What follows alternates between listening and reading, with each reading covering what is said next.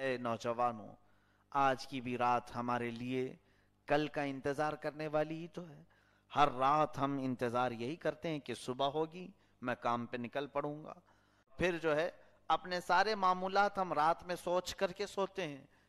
آج کی رات ہو سکتا ہے ہم اسی طرح سو جائیں، لیکن ہم میں سے کوئی یہ نہیں کہہ سکتا کہ ہمارے آنے والی صبح اگر رب تبارک و تعالی چاہے تو سورج کو پچھم سے نکالتے اور وہ ہمارے لیے آخری دن ہو جائے گا۔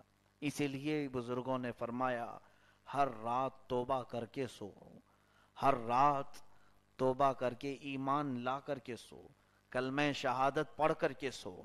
اس لیے کہ میرے آقا صلی اللہ علیہ وسلم نے یہ بھی ارشاد فرمایا کہ ایک زمانہ ایسا آئے گا جب لوگ صبح مسلمان ہوں گے اور شام میں کافر ہو جائیں گے، اور حضور فرماتے ہیں شام میں مسلمان ہوں گے، صبح اٹھنے تک کافر ہو جائیں گے۔ یہ وہی دور ہے، صبح سے شام تک ایمان کا کوئی بھروسہ نہیں۔ کلمات زبان سے ایسے ایسے نکلتے ہیں جس کا اگر سرسری جائزہ لیا جائے تو کتنے لوگ تو صرف زبان کی وجہ سے کافر ہو جاتے ہیں۔ صرف ہماری زبان کفر تک لے جاتی ہے۔ کئی ایسے کلمات ہیں۔ پہلی بات تو یہاں علم سیکھا نہیں، جانتے نہیں کہ کس جملے سے کفر ہوتا ہے، کس کلمے سے آدمی اسلام سے نکلتا ہے۔ سیکھنے کا موقع کہاں ہے ہمارے لوگوں کے پاس؟ اب میں خوف ان نوجوانوں کے لیے کرتا ہوں جو توبہ تو نہیں کیے، رات ان کی ایسی گزرتی ہے۔ چلو ٹھیک ہے، توبہ کا موقع نہیں ملا، تسبیح پڑھ کر کے نہیں سوئے، کلمہ پڑھ کر نہیں سوئے، لیکن کم از کم سیدھی سادھی زندگی جو ہوتی ہے، نارمل نیند میں بھی اگر سو گیا، میرے رب کا فضل ہے کہ وہ معاف فرمائے گا۔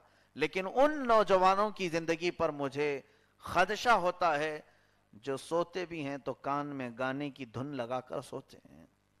وہ میرے رب کی نافرمانی اور مولا تبارک و تعالیٰ کے خلاف بجنے والی آواز، اس کی آواز پر وہ اپنی آرام کی نیند سو رہے ہیں۔ نیند اس حالت میں آ رہی ہے کہ گانے بج رہے ہیں۔ کئی لوگوں کی حالات ہم نے ایسے دیکھے کہ وہ سو تو گئے ہیں، آدھی رات تک ان کی کان میں وہ گانے بج ہی رہے ہیں، ان کو خبر نہیں ہے۔ تمہیں یہ معلوم نہیں انہی حالات میں تمہاری شب تو ہو گئی، صبح اگر سورج پچھم سے نکلا تو انہی گناہوں کے ساتھ قیامت کے دن تمہیں کھڑا کیا جائے گا، پھر تمہاری توبہ قبول نہیں ہوگی۔ توبہ کا آخری دروازہ ہے سورج کا پچھم سے نکلنا۔ فحش چیزیں، گندی چیزیں، نامناسب مناظر دیکھتے ہوئے اگر سو جائیں، نیند اسی پر آئے تو قیامت کے دن اسی طرح اسے اٹھایا جائے گا، اسی طرح اٹھایا جائے گا۔ میرے عزیزو، زندگی میں جو بندے کا معمول ہوتا ہے وہی اس کی موت تک بھی ہوتا ہے، اور قیامت کے دن بھی ویسے ہی ہوتا ہے۔ قیامت کے دن بھی اسی طرح اس کا معمول ہوتا ہے۔ ایک مولانا روم رحمۃ اللہ تعالی علیہ لکھتے ہیں، مولانا فرماتے ہیں جیسے طوطے کی مثال آپ نے بیان فرمائی کہ مرنے کے وقت جو اصلی آواز ہے وہ نکل جاتی ہے، اسی طرح فرماتے ہیں مولانا کہ ایک شخص کو ہم نے دیکھا کثرت سے وہ درود پاک پڑھتا ہے۔ ہم نے پوچھا کہ کیوں بار بار اٹھے بیٹھے تو درود شریف پڑھتا ہے؟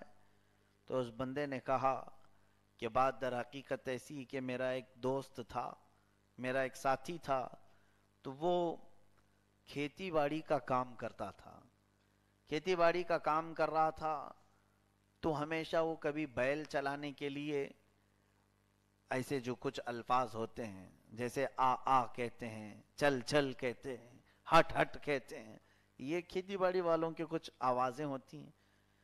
تو وہ کہتا ہے کہ میرا دوست جو کھیتی باڑی کا کام کرتا تھا، ایک دن ایسا ہوا کہ ایک جگہ سے کوئی ہوا چلی اور بھاری بھرکم سامان آیا اور اس کے سر پر گر گیا، جس کی وجہ سے اس کی موت ہوئی۔ لیکن ہم نے دیکھا کہ موت کے وقت جب اس کے اوپر سامان گرا تھا تو وہ یہی کہہ رہا تھا بار بار، بے ہوشی کے عالم میں تھوڑا، بیلوں کو جو ہل چلاتے ہیں، آ آ چل چل ہٹ ہٹ، یہی الفاظ اس کی زبان پر جاری تھے، اور اسی میں اس کی موت ہوئی۔ تو یہ بندہ کہتا ہے اس دن سے میں نے اپنے لیے لازم کر لیا کہ میں اٹھے بیٹھے درود پاک پڑھتا رہوں تاکہ کسی حادثے سے بھی اگر موت ہو تو میری زبان پر درود پاک جاری ہو. اللہ کے حبیب صلی اللہ علیہ وسلم کو یاد کرتا ہوا تو جاؤں دنیا سے. عزیزان گرامی، یہ گانوں کی جو دھن لوگوں کو لت پڑی ہے، میں چاہتا ہوں کہ اے نوجوانوں اس کو کم کرو، اس کو اپنی عادتوں سے نکالو. آپ کے پاس اس کا الٹرنیٹ موجود ہے. اچھی سے اچھی نعتیں ہیں. میرے رب تبارک و تعالیٰ کی حمد ہے، قرآن عظیم کی تلاوت کرنے والے ایک سے ایک قاری قرآن ہیں.